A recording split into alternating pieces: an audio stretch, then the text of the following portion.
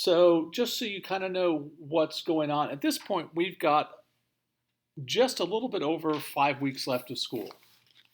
Okay, 5 weeks from tomorrow will be the last day of finals. Okay, yeah, it's not long. So for this class, we have two more tests. Okay, we have a quiz this week on chords, arcs, and tangents. Okay, then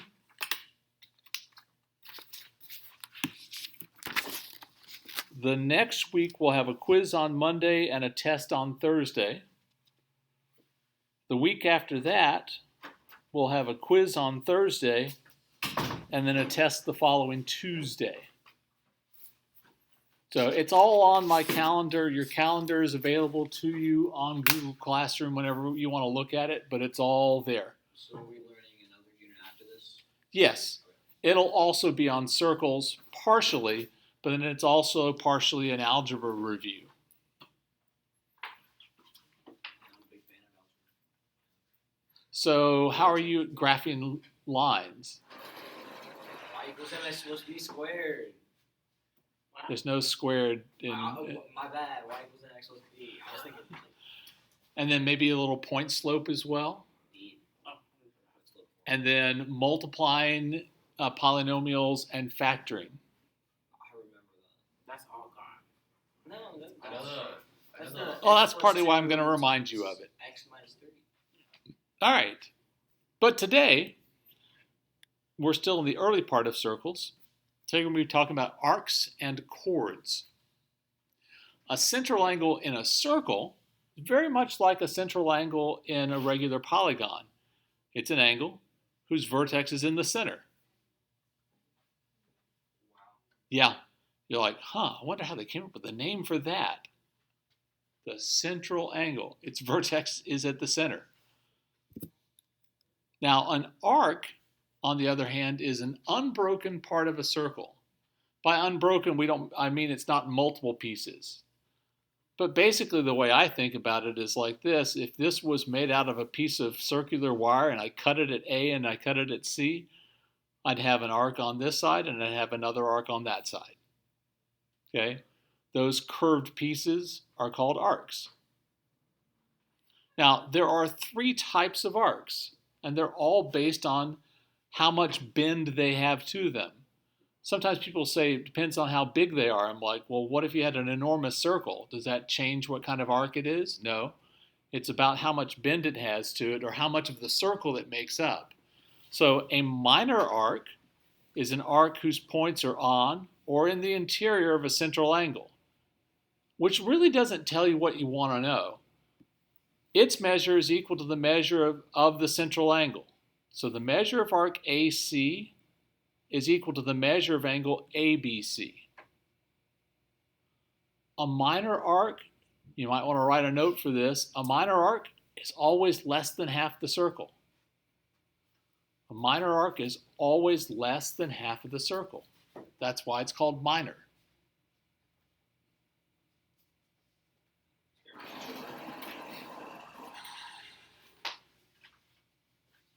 On the other hand, a major arc is an arc whose points are on or in the exterior of a central angle. So notice the minor arc inside the angle, the major arc outside of the angle. Yes? So does a major arc create another minor arc in the circle?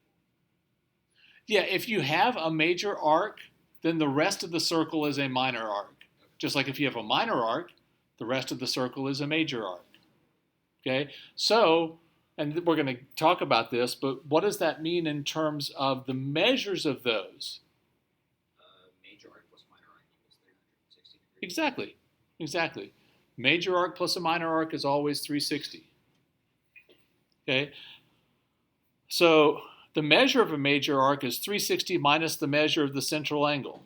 So in this picture up here, arc ADC, and did you notice that this is curved? Why does it need to be curved? Yeah, because it's an arc, and so that you don't think it's a segment. Notice when we just say AC, we're talking about the minor arc. Now, anytime it gives you just 2 letters, that means go the short direction around. So if I say arc AD, go from A to D this way. Don't go from A to D all the way around here. Okay? So again, if I write a quick note, a major arc, always more than half the circle. And it's always named by 3 letters. You cannot name a major arc by 2 letters. Now, occasionally I'll have someone who asks, well, can I name a minor arc by 3 letters? Yes. You don't need to, but occasionally if it's close to being, if it's a really big minor arc, sometimes we'll name them by 3 letters so that you're sure which one we're talking about. And then what's left? Well, what if it's half a circle? A semicircle is an arc whose endpoints lie on a diameter. The measure of a semicircle, always 180 degrees. You would be surprised how many times this comes up in problems where someone goes, oh, I can't do this. I don't know the measure of that arc. I'm like, yes, you do. Well, no, I don't. Yes, you should. It's half of a circle, so its measure is 180 degrees. All you have to have in order to have that is a diameter. If you have a diameter, then the measure of both of these semicircles is 180 degrees. All right, page 2. When you're trying to find these, I think you're going to find this is with the central angles is pretty easy. So, for example, here, if I'm trying to find the measure of arc AM, well, what's the measure? It's 50 degrees. It's equal to the central angle. I mean, you don't even have to do anything to it. All right, if I'm looking for the measure of arc ES, so from E to S, well, in order to know that, I have to know the measure of angle EDS, which is, pardon? 25. So arc ES has a measure of 25.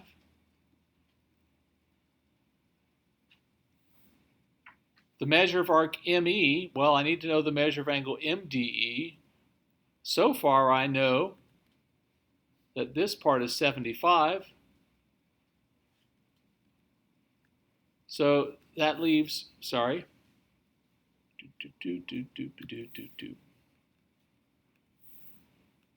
If that's 75, then this is going to be 105, since this makes a straight angle. Oh, look, linear pairs still coming up at the end of the year, just like I promised. You did tell us that. I did tell you that. Linear pairs never, ever, ever go away. So if that's 105, the measure of arc ME is also 105.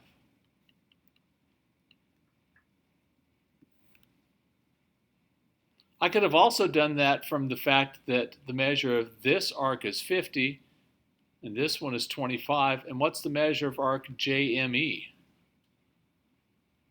From J through M all the way to E. How much is that? 180. 180. You can do it that way also. And then finally, I want the measure of angle AJE. Well, let's see. I know that that's 25. A to J to E. So from A through J, all the way around to E. I occasionally have a student who decides to cut through the middle. I'm like, it's an arc. It has to be part of the circle. It's 205. How'd you get that? I knew the other one was 180, or J From E was 180, so J S E was 180, and then plus 25. Yeah, and good catch. You can't call it JE because then no one will know which half you're talking about. But yeah, measure of arc JSE is 180.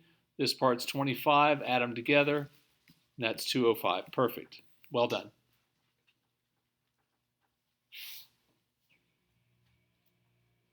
All right. So we have talked about the idea of objects being congruent. That doesn't go away either. Two objects are congruent if they're exactly the same size and the same shape. So again, we always talk about it this way. One of your hands pretty much exactly covers the other. It's not perfect for anybody, okay? But it's pretty close. So within a circle or congruent circles, congruent arcs are arcs with equal measures. Let me just tell you that this makes a great true-false question. And here's how you can make it false. True or false? If two arcs have the same measure, then they are congruent. If two arcs have the same measure, then they are congruent. Why not? Because it could be like the circle that the one arc is on could be bigger than the circle of the other. Exactly right. The measure of an arc tells you how much of the circle do you have. 90 degrees out of 360 or 40 degrees out of the 360. But it doesn't tell you its size. Basically, it tells you its shape. You also have to know that the sizes are the same. So they either need to be out of the same circle or two circles that are congruent to each other. Do you remember from last week what had to happen in order for two circles to be congruent? What do we normally check? Yeah. Is a radius out of the first one the same as the radius out of the second one? If so, then the circles are congruent. So in this previous example, there are a whole bunch of congruent arcs. Let's see if we can find some of them. I will take a volunteer to give me one pair.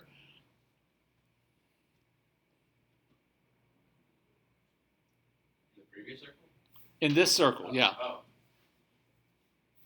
Yeah. AJ and ES? Yeah, that's the most, in my opinion at least, the most obvious one. Segment AJ is congruent to arc AJ is congruent to arc ES. Yes. AJS and AMS.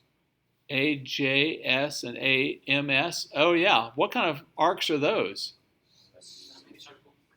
Yeah. And there are two other ones while we're doing that. AJS is congruent to, you did AMS? Yes. There's two other ones though. Yeah. AE and JS.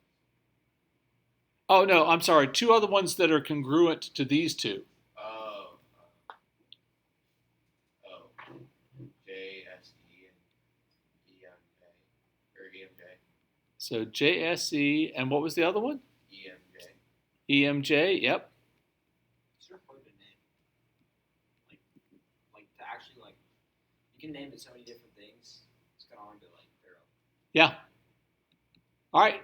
So there's a couple of other ones that are congruent. What were you saying? I said AE and JS. AE and JS, yep.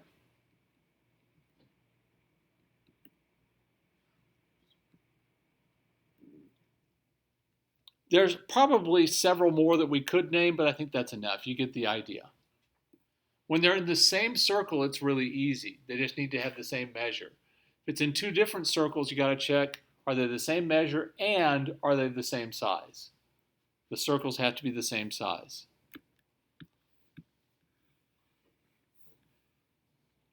All right, so I don't know if you can see this very well, but I color coordinated this one.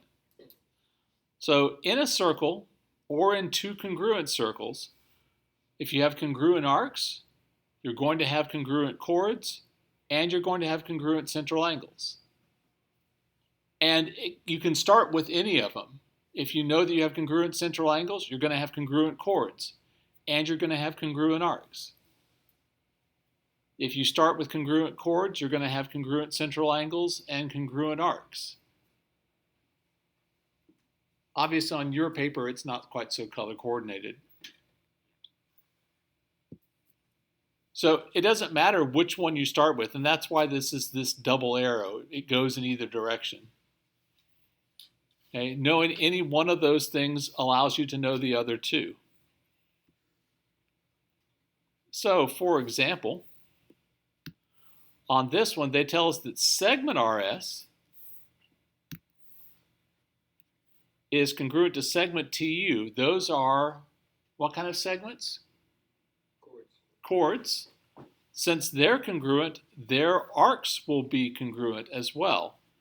So that means that arc RS is congruent to arc TU. So 3x is equal to 2x plus 27. So x is 27. And the measure of arc RS will be 3 times 27, which is 81. Yes. Thank you.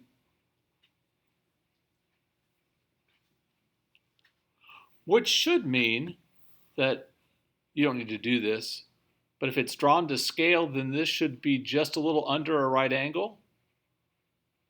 That's actually pretty good. That looks like it's a little under a right angle, doesn't it? Every now and then I get lucky. All right, any questions about that? All right, page 3. We're going to use this one a bunch. In a circle, a radius or a diameter, or basically anything that goes through the center of the circle, is perpendicular to a chord if and only if it bisects the chord and the chord's arc. It's going to cut them both in half. Now, why is that? Well, it's pretty easy. You don't need to write this down, but here's what's going on. If I drew in segment AC, what is that? What kind of a thing is it? It's a radius. What about AD? It's a radius, so those are congruent to each other, right? And segment AE is congruent to itself. How do I know that these two triangles are congruent? Hypotenuse leg. Hypotenuse leg. Okay. Things from first semester keep cropping up everywhere. Okay, so then these two triangles are congruent, so all the corresponding parts are congruent. Okay, so let's do an example. Here we're trying to find the length of BD. They don't exactly give you a lot.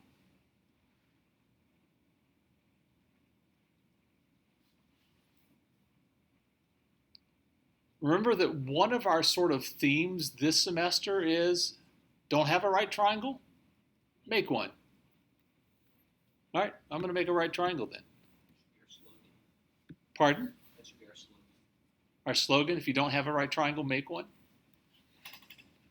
A long, long time ago, and I mean a really long time ago, there used to be commercials on TV where there was some oil well services place that used to advertise, just like on regular TV, don't have an oil well? Get one. And I'm like, only in Texas would you see that kind of a commercial. All right. Well, I drew that in, and you're like, great, I've got a right triangle, but I've only got one side. I don't have any of the angles other than the right angle. That's not helpful, but XD is 5. yes, XD is 5. However, did you know that? Because all radii are congruent. Yes, all radii in a given circle are congruent. So since AX is 5, XD must be 5 also. Hopefully you recognize that triple. How long is CD then? 3. So BC is 3 because if I have a line or a segment that goes through the center that's perpendicular to the chord, it cuts that chord in half. It also cuts this arc in half. So then BD is 6. On some of them, you'll probably have to do the Pythagorean theorem. Not all of them come out to be triples. Not everything is a triple. Okay? Any questions? Okay, then your assignment is in the book, and you can go ahead and get started on that. I'm going to hand back your tests from last week and answer any questions.